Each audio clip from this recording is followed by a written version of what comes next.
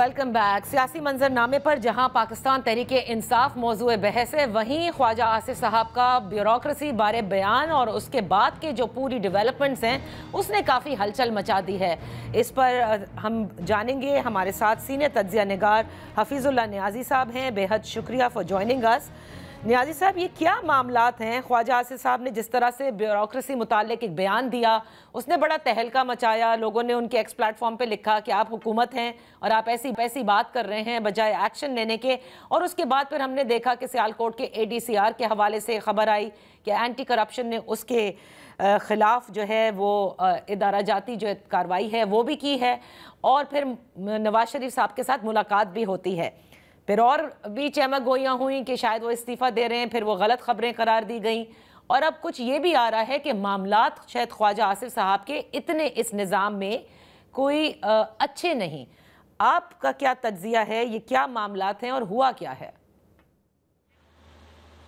پہلی بات تو مجھے خوشی ہوئی ہے کہ اتنے اہم قومی مسائل پہ تو نادیہ نکی نے بھی سوچا کہ اس بہتی گنگا میں اپنے ہاتھ دھوئے جائے، اشنان کیا جائے۔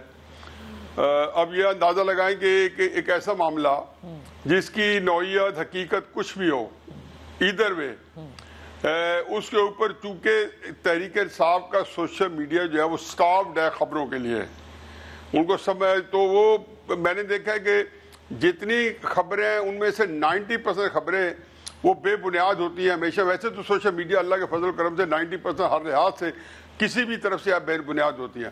اب ان خبروں کی بنیاد پہ ایک ملک کے اندر جو ہے پیالی کا طوفان ہی، بلکہ میں کہتا ہوں کہ کوئی عجیب و غریب کیفیت طاری ہے۔ اب یہ ایک عام حالات میں چیز جو ہے اس لحاظ سے اہم ہے کہ بڑے اہم رہنما ہیں، اور اگر ان کو کہیں پہ انڈرمائن کیا گیا ہے کسی بھی موقع پہ کسی وجہ سے، تو ظاہر ہے کہ سیخ پا ہونا سیاستدان کیسے بنتا ہے کہ آپ لوگ یہاں پہ لاہور میں بیٹھ کے، کراچی میں بیٹھ کے، اسلام آباد میں بیٹھ کے وہ اس چیز کا اندازہ نہیں کر سکتے کہ چھوٹے علاقوں میں یہ کتنا ایک ناک کا مسئلہ بنتا ہے۔ اگر وہاں پہ کوئی بندہ ٹھیک ہے یا غلط ہے، ویسے پاکستان کے اندر کون آنیسٹ ہے کون بددیانت ہے ایک علیحدہ داستان ہے، اس کو چھوڑیں کہ جب کوئی بندہ پکڑا جاتا ہے تو پورا لگتا ہے کہ 25 کروڑ کی لینڈ آف پیئر جو ہے پاک زمین پر یہ ایک دو بندے کیسے کرپٹ نکل آئے۔ اچھا، میری نزدیک تو یہ ہوتا ہے کہ ایک دو اگر نیک نام نکل آئے تو میرے لیے وہ بھی بہت غنیمت ہوتی ہے، اور بڑا ایک حیرت انگیز واقعہ ہوتا ہے۔ اب خواجہ صاحب جو ہے انہوں نے یقیناً جو مجھے بظاہر لگتا ہے، اب اس کے اندر بال کی چونکہ کھال ہم اتار ہی رہے ہیں ایک معاملے کی، اور بال کی کھال اتارتے ہوئے مجھے لگتا ہے کہ خواجہ صاحب کا کوئی وہاں پہ فیوریٹ تھا جو کہ ہوتا ہے، اور ان کے کام وہ کرتا ہوگا جو کہ ان کی نیسیسٹی ہوتی ہے کسی MPA کی۔ یہ کچھ لوگ جو ہے نا کبھی پاکیزہ بن جاتے ہیں اور کچھ نہیں۔ اب وہاں پہ تحریک انصاف والوں کے ساتھ یا کسی کے ساتھ بقول خواجہ صاحب کے کہ ان کو کام نہیں ہوئے تو انہوں نے اس کو تخت مشق بنا دیا۔ تحریک انصاف کا میڈیا تو ایک ایسی چیز ہے کہ وہ کسی کو بھی مسلمان کو کافر نکلے گا، جو کافر کو جو ہے وہ راسخ عقیدہ مسلمان، تو ایک وہ ان کے پاس یہ کنٹرول ہے، اور وہ ایک جو ہے اس کا استعمال اور طریقے سے اس کا ہر سیاسی انداز ہوتا ہے۔ لیکن جہاں تک یہ پنجاب گورنمنٹ کا تعلق ہے تو میرا اپنا خیال ہے کہ پنجاب گورنمنٹ کی جو کسب و پرسی ہے وہ یہ ہے کہ وہ بالکل بے دست و پا ہے۔ آپ یہ اندازہ لگائیں کہ جس حکومت کے پاس IG یا چیف سیکرٹری اپوائنٹ کرنے کی آپشن نہ ہو، جو محسن نقوی صاحب بیوروکریسی چھوڑ گئے ہیں، اسی جمع تفریق 18 اور 20 کے درمیان میں بیوروکریسی کا نظام چل رہا ہو، اور اسی چیف سیکرٹری اور اسی IG کے نیچے سارا نظام چل رہا ہو، قطع نظر کہ وہ بہت ہی پاکستان کی تاریخ میں بہت ایک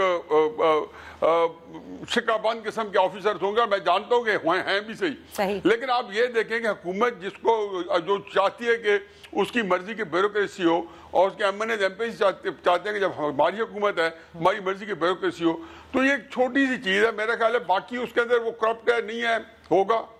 خواجہ صاحب کس وجہ سے اس کو کر رہے ہیں، میرا تو یہ عقیدہ ہے کہ خواجہ صاحب ہو یا کوئی اور ہو، کوئی بندہ اپنے علاقے کے اندر کرپشن نہیں کرواتا۔ کتنا کرپٹ MNA ہو، کتنا کرپٹ MPA ہو، اپنے علاقے میں نہ وہ ٹھیکے لیتا ہے، اور جو لیتے ہیں وہ اتنی نچلی سطح پہ گرے ہوتے ہیں کہ ان کی سیاست تباہ برباد ہو جاتی ہے۔ عام کام نہیں ہے۔ آپ کو اندازہ نہیں کہ یہ ایک ویسے ہی وہ نام ہی کرا رہے ہو تو یہی پھیل جاتا ہے کہ فلاں نے اپنے علاقے میں فلاں اپنا فرنٹ مین بنا دیا ہے اور اتنے بے پر کی جو ہے بے بنیاد باتیں پھیلائی جاتی ہیں. تو میرا خیال یہ ہے کہ اس کے اندر کوئی زیادہ نہیں ہے، لیکن خواجہ صاحب کی سبکی ضروری ہوئی ہے اور ان کو اگر عقل ہوتی تو اس واقعے کے اوپر ایک بہت بڑا ایک طوفان کریٹ کر دے کہ جی وہ اس مالٹا میں زمین ہے اور فلان جگہ زمین ہے اور اتنے لوگ دوہری شریعت کے حامل ہیں.